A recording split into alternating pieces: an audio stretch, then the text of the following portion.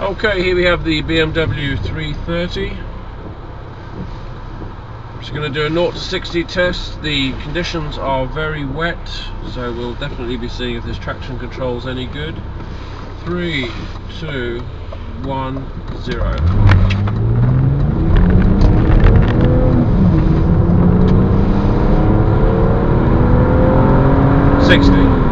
Traction control came in straight away then. It's very, very effective. It does a superb job at keeping you on the road.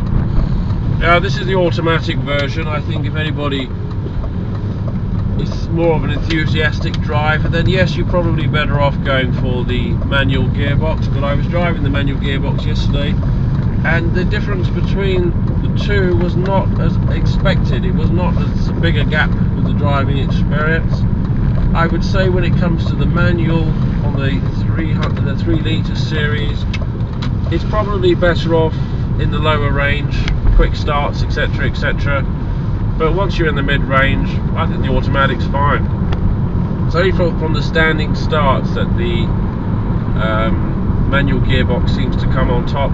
But even then, I don't really think there's a lot of difference. I think on a 0 to 60 test, you may be somewhere around the best part of a second, but I think it's okay. I think you're okay either way.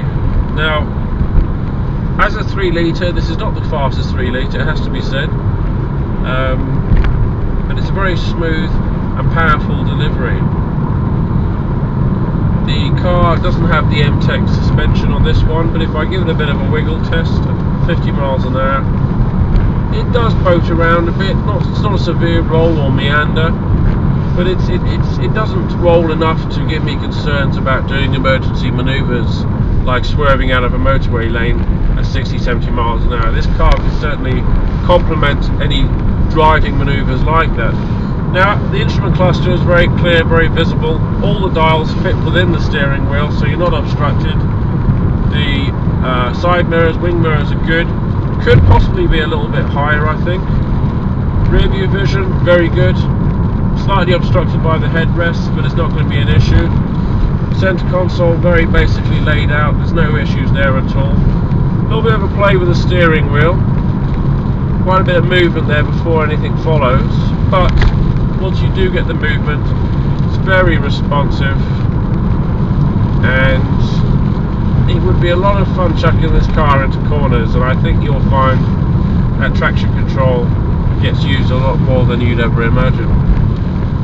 The interior, very stylish. I mean, look, this car's been around for a while now, but it still looks good, and it's worn well.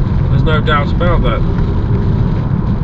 BMWs, they're a lot more attractive in the past than they are now. I think the dashboard on this alone is a lot more attractive than the 3 Series that followed. Now let's see what the car's like on the corners.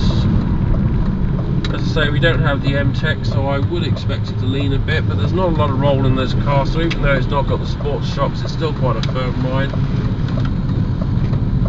No pull on the wheels at all as I go around the corner, 25 miles an hour.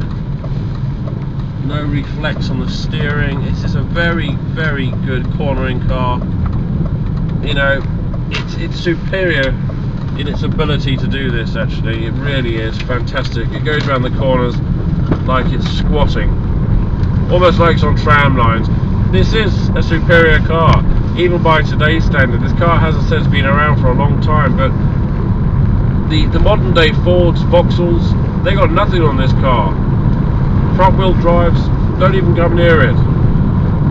It's a fantastic car, fantastic. Let's see what the brakes are like. We're not going to do an emergency stop. I'm just going to brake firmly to see how it reacts. Oh, what a fantastic delivery. Perfectly balanced. No pulling to the left, no pulling to the right. Everything in perfect synchronization. Absolutely superb. This is a very comfortable car to drive.